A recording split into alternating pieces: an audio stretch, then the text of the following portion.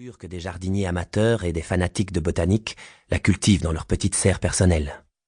La principale difficulté de son acclimatation en Suède était qu'elle exigeait un climat doux et sec, et qu'elle devait passer les 6 mois de l'hiver à l'abri.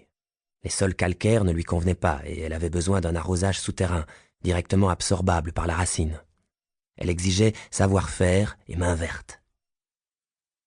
Théoriquement, le fait que cette plante soit rare en Suède aurait dû faciliter le pistage de l'origine de cet exemplaire, mais concrètement, la tâche était impossible. Il n'existait ni registre à consulter, ni licence à examiner. Personne ne savait combien d'horticulteurs amateurs avaient pu procéder à l'importation aléatoire d'une plante aussi difficile. Cela pouvait aller de quelques-uns jusqu'à des centaines de passionnés de fleurs qui avaient accès aux graines et aux plantes. N'importe quel jardinier avait pu les acheter à un confrère, sans trace ni facture, ou par correspondance, ou à un jardin botanique, n'importe où en Europe. Elle aurait même pu être introduite en Suède au retour d'un voyage en Australie. Autrement dit, identifier ces cultivateurs parmi les millions de Suédois qui possèdent une petite serre ou un pot de fleurs sur un rebord de fenêtre était une tâche vouée à l'échec. Elle n'était qu'un numéro dans la suite de fleurs mystificatrices qui arrivaient chaque année toujours dans une grosse enveloppe molletonnée le 1er novembre. L'espèce changeait d'une année à l'autre, mais c'était de belles fleurs et souvent assez rares. Comme toujours, la fleur était pressée, soigneusement fixée sur du papier à dessin et encadrée sous verre au format 29 x 16. Le mystère de ces fleurs n'avait jamais été communiqué aux médias et n'était connu que d'un cercle limité. 3 décennies plus tôt, l'arrivée annuelle de la fleur avait fait l'objet d'analyses, du laboratoire criminologique de l'État, d'experts en empreintes digitales et de graphologues, de criminologues patentés et d'un certain nombre de proches et amis du destinataire. À présent, les acteurs du drame n'étaient plus que 3. Le vieux héros de la fête, le policier à la retraite et, naturellement, l'individu inconnu qui avait envoyé le cadeau. Les 2 premiers au moins ayant atteint un âge plus que respectable, il était grand temps de se préparer à l'inéluctable. Le cercle des initiés allait diminuer sous peu. Le policier à la retraite était un vétéran que les épreuves avaient fortifié. Jamais il n'avait oublié sa première intervention. L'arrestation d'un homme ivre, un mécanicien des chemins de fer, violent et prêt à mettre en jeu sa vie ou celle de quelqu'un d'autre. Au cours de sa carrière, le policier avait expédié en tôle des braconniers, des hommes qui battaient leurs femmes, des escrocs, des voleurs de voitures et des conducteurs en état d'ébriété. Il avait été confronté à des cambrioleurs, des voleurs, des trafiquants, des violeurs, et au moins un dynamiteur plus ou moins malade mental.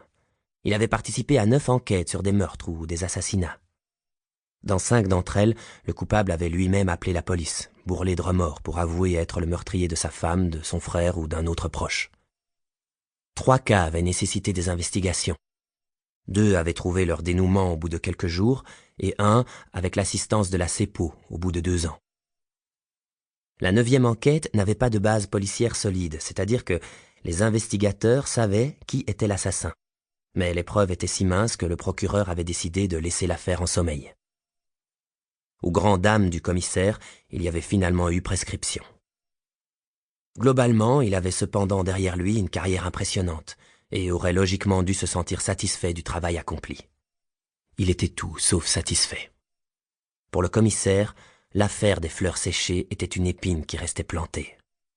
L'enquête frustrante, toujours irrésolue, à laquelle il avait sans conteste consacré le plus de temps.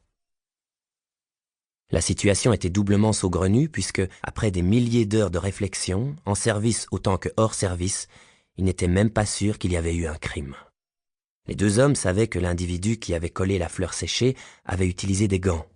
On ne trouvait d'empreinte ni sur le cadre ni sur le verre. Ils savaient qu'on ne pouvait absolument pas remonter à l'expéditeur. Ils savaient que le cadre était en vente dans des magasins de photos ou dans des papeteries du monde entier. Il n'y avait tout simplement aucune piste d'investigation à suivre. Et le cachet de la poste changeait toujours. Le plus souvent, il était de Stockholm, mais 3 fois de Londres, 2 de Paris, 2 de Copenhague, 1 fois de Madrid, 1 de Bonn et 1 fois, la plus intrigante, de Pensacola, États-Unis. Alors que toutes les autres villes étaient des capitales, Pensacola était un nom tellement inconnu que le commissaire avait été obligé de chercher la ville dans un atlas.